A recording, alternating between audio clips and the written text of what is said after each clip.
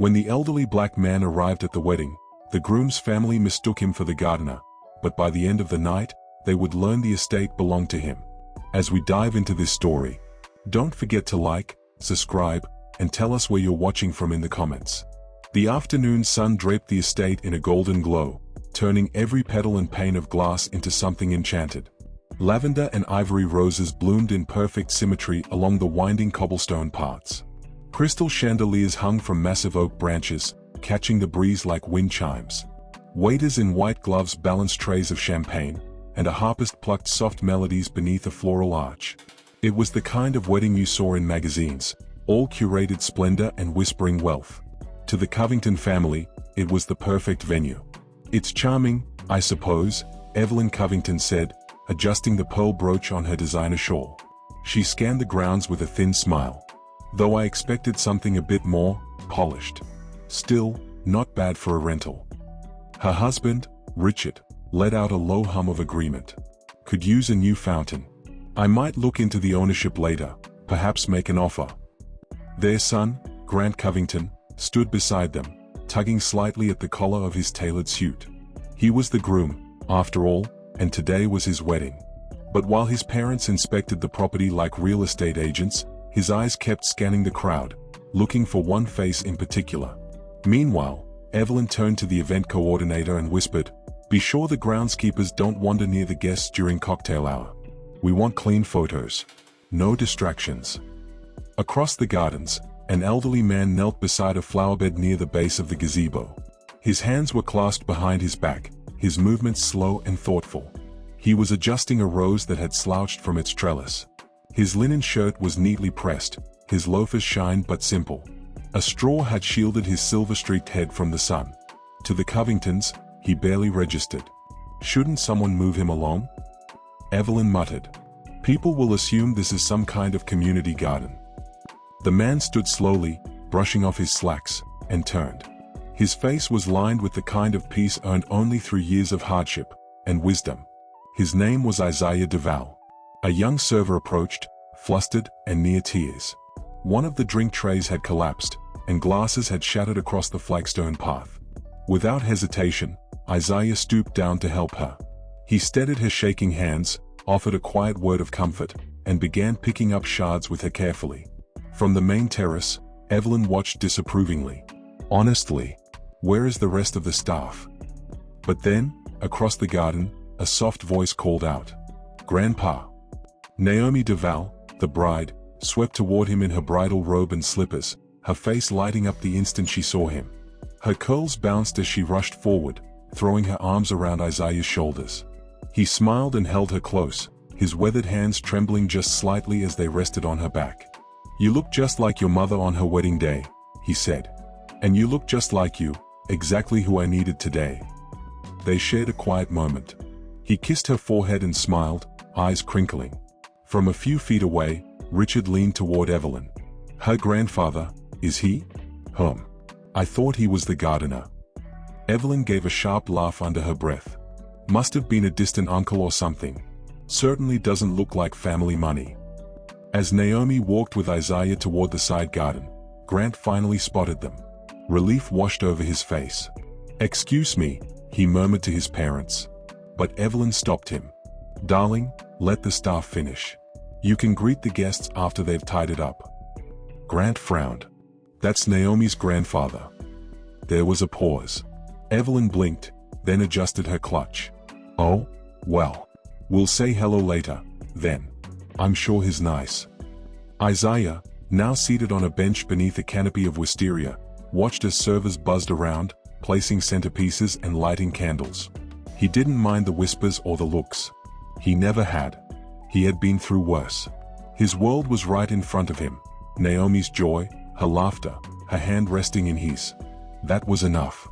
The ceremony began just as the late afternoon sun started to dip behind the treetops, casting golden shadows across the aisle. Naomi walked down it like poetry in motion, her gown flowing like a whisper of silk, eyes locked on Grant.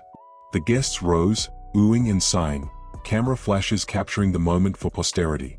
At the end of the aisle, Grant smiled, though a flicker of worry still lingered in his expression. Not about Naomi. About everything else. Isaiah sat quietly in the second-to-last row. Not by accident. A Covington cousin had quietly asked the coordinator to move him, said it would be better optics for family to fill the front. The coordinator, flustered and outnumbered, did as asked. Isaiah hadn't protested. He'd simply nodded, thanked her, and moved his seat without a word. Evelyn leaned toward her sister during the vows and whispered, "I hope this venue has decent security. We saw someone wandering earlier, older man, rumpled shirt. Looked like he came in through the side gate." Her sister nodded, peering behind her, then said, "I think that's the bride's grandfather." Evelyn paused for a beat. "Oh, well, still." After the vase, the cocktail hour flowed into the reception seamlessly. Guests sipped champagne beside marble statues and complimented the floral archway they assumed was part of the wedding package, not knowing Isaiah had chosen those specific roses for Naomi when she was a little girl, planted them himself, and nurtured them through storm and frost. As the sun slipped into dusk, and lanterns blinked to life in the trees, the Covingtons held court in the center of the grand patio. Evelyn laughed too loudly. Richard told the same story twice about negotiating an 8-figure deal before lunch. Guests circled them like planets around the sun. Isaiah sat at a table near the edge of the party, sipping tea. A child wandered to him, curious. "Are you the man who grows the flowers?" she asked. Isaiah smiled. "I suppose you could say that." Nearby, Richard Covington was holding court with several executives from his firm. "This is why I want to build our own venue," he said, gesturing to the estate around them. "Old charm, old money feel, but upgraded with taste. I told Evelyn, one day we'll own something like this." Isaiah heard him, but his face betrayed nothing. He focused on the little girl beside him, tying her shoe as her parents called her away. At the sweetheart table, Naomi watched her grandfather from afar, noticed the empty seats at his table, the way guests passed by him as though he wasn't there. She leaned into Grant's ear. "I hate this," she murmured. He followed her gaze. "I know. I'm sorry. They don't understand." He raised me, Grant. "They don't have to understand. They just have to show respect." Grant looked down at his plate. "I'll say something." "No," Naomi said quietly. "He wouldn't want that. Not like this. But I need you to see this." Grant reached for her hand and squeezed it. "I see it." Nearby, a Covington aunt gestured toward Isaiah. "Someone should really tell the gardener to stop hovering so close to the guest tables." Evelyn, sipping her wine, nodded. They should know better. But they didn't know. They didn't know the chandelier above them had been handcrafted in Italy and installed because Isaiah admired the glassblowers there. They didn't know the custom tiles they stood on were designed by a family friend Isaiah helped put through art school. They didn't know every stone, every bloom, every vine on the estate carried the fingerprints of a man they had spent the day dismissing. And Isaiah? He simply smiled. Because some lessons take time. The sun had long dipped below the trees by the time the reception hit its stride. Fairy lights strung through the branches flickered like stars. The music picked up, laughter danced in the air, and champagne flowed like a river. Waiters passed out hors d'oeuvres with perfect timing, and the Covingtons shined in the glow of their curated evening. Everything was exactly as Evelyn had planned. Until the whisper started. It began at table 4. A guest leaned toward her husband and said, "Is that who I think it is?" Her husband squinted, eyebrows rising. "It can't be, is it?" They both looked across the patio, not at the bride or the groom, not even at the band warming up for the couple's first dance. They were staring at a man who had just arrived. He wore a crisp, tailored black suit. His hair was salt and pepper, swept neatly back. His face was familiar, not from tabloids, but from magazine covers, foundation galas, and the Forbes list. Elijah Cross. Billionaire investor. Founder of Crosstech. Known for his influence in both business and philanthropy. And he was walking through the reception like a man on a mission. Evelyn's lips parted in surprise. "Oh my God. That's Elijah Cross," she whispered. Her voice trembled with excitement. Did we know he was invited?" Richard straightened in his chair, smoothed his tie, and quickly motioned for a server. "Wine. Quickly." Guests were already pulling out their phones to discreetly take photos, some rising from their chairs in hopes of a handshake or introduction. But Elijah didn't head for the Covingtons. He didn't glance toward the sweetheart table or the dance floor or the rows of powerful business leaders scattered throughout the reception. He walked directly toward the edge of the garden patio, toward the quiet man sipping tea alone, Isaiah Duval. The moment their eyes met, something unspoken passed between them. Elijah smiled, the kind of smile rarely seen in public. Genuine, grateful. And then, without a trace of hesitation, he bowed his head. "Mr. Duval," Elijah said, voice carrying just enough to draw attention. "It's been far too long." The patio fell silent. Guests froze. Forks hovered above plates. Evelyn's smile faltered. Isaiah rose slowly, smiling just as warmly. "Elijah," he said, calm and steady. "Still working too hard, I see. I still remember every word you told me back when I had nothing but an idea and a laptop," Elijah said. "I tell people all the time, I owe everything to you." People gasped. Whispers erupted like wind in tall grass. Did he say Isaiah Duval? As in Duval Capital? I thought he was part of the grounds crew. No. He owns the estate. Wait. The Isaiah Duval. Evelyn's wine glass trembled in her hand. Richard's face had gone completely still. Elijah turned to the stunned crowd, offering only a short, heartfelt statement. "For those who don't know, Mr. Duval is one of the most brilliant minds of our time. A visionary. A mentor. He's funded scholarships, built companies, and opened doors the world tried to keep shut. And me? I'm just one of the many people he believed in when no one else did." Then he turned back to Isaiah. "Thank you, sir, for everything." Isaiah chuckled softly. "You were always worth betting on." No pride. No gloating. Just quiet grace. Guests began to rise. Some slowly made their way toward Isaiah, hands outstretched.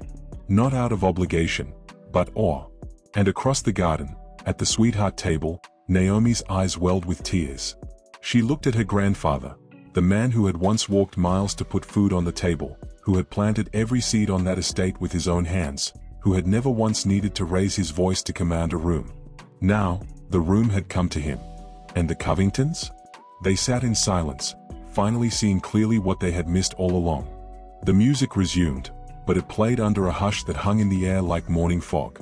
The chatter returned slowly, awkward and stilted, as guests looked between their glasses and their consciences, wondering how they'd overlooked the quiet man in the linen shirt. Isaiah had returned to his seat, calmly sipping what was now lukewarm tea. His expression hadn't changed. He wasn't basking. He wasn't smirking.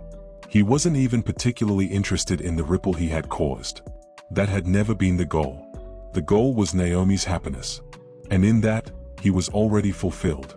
But across the reception lawn, the Covingtons were unraveling. Evelyn sat stiffly, her smile frozen like porcelain. Her fingers clutched the stem of her wine glass so tightly that it trembled with every heartbeat. Richard, once so confident, now wore a hollow stare, his pride collapsing under the weight of realization. They hadn't just misjudged a man. They had dismissed a giant. As the crowd buzzed with quiet awe around Isaiah, Naomi rose from the sweetheart table and made her way to him. She knelt beside his chair, slipping her hand into his. "You okay, Grandpa?" she whispered. Isaiah smiled. "Are you?" She nodded, tears brimming. "I've never been prouder." He patted her hand gently. "Then I'm just fine." Just then, Grant appeared beside them. His shoulders were heavy with shame, but his gaze was steady. "Mr. Duval," he said quietly, "I owe you an apology."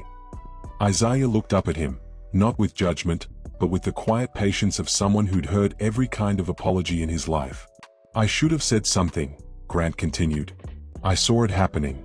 I saw the way my family treated you. And I didn't stop it.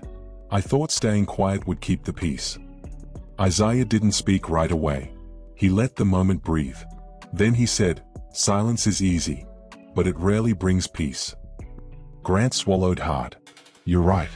I just want you to know, I see you now. Truly." Isaiah nodded once. "Then let that be the beginning of something better." Just then, Evelyn approached, hesitant, wringing her hands, trying to stitch together the scraps of her dignity. Richard followed, adjusting his cufflinks like they might somehow undo the evening. "Mr. Duval, Evelyn began, her voice a brittle thread. "We had no idea." Isaiah looked up. Her words caught. He didn't glare. He didn't speak. He simply met her eyes with such calm certainty that it made her feel small without him having to say a thing. Still, she forced a chuckle. "If you had told us, we would have." Isaiah raised one hand, gently. "There was nothing to tell," he said softly. "Respect isn't a response. It's a choice." Evelyn blinked. No script for that. No recovery. Richard, desperate to salvage something, extended a hand. "Perhaps we can talk business sometime." Isaiah's eyes flicked to the hand, then back to Richard's face. Then, with the same quiet grace he had carried all day, he turned back to Naomi and Grant, dismissing the Covingtons without saying a word. Because real power doesn't announce itself. It doesn't need to. It simply is. Naomi smiled, kissed her grandfather's cheek, and walked with him back toward the garden, where the lanterns still swayed and the music picked up once more. The rest of the night, Isaiah became the quiet center of attention. Not because he demanded it, but because those who truly saw him now gravitated toward the dignity, wisdom, and warmth they had missed before. Meanwhile, the Covingtons remained seated. Not at the head of anything. Not in command. Just still, finally quiet. The loudest people in the room often have the least to say. True greatness moves in silence, and makes others listen without ever raising its voice. If this story moved you, don't forget to like, share, and subscribe for more powerful stories that inspire, challenge, and stay with you.